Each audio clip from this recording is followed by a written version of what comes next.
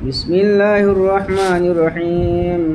قال رسول الله صلى الله تعالى عليه وسلم حق المسلم على المسلم 50.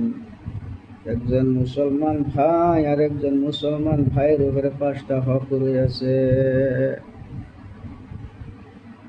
যেমন রদ্দুস সালাম, সালামের জবাব দেওয়া, ইজাবাতুদ দাওয়া, দাওয়াত কবুল করা, ওয়াইয়াদাতুল মারিজ, বেমারি দেখতে যাওয়া।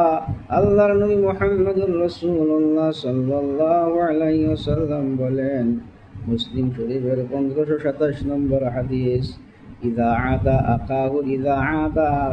আদা আখাহুল মুসলিমে লাম ইয়াজাল ফি কুরবাতিল জান্নাতি হাত্তা ইয়ারজিয়া।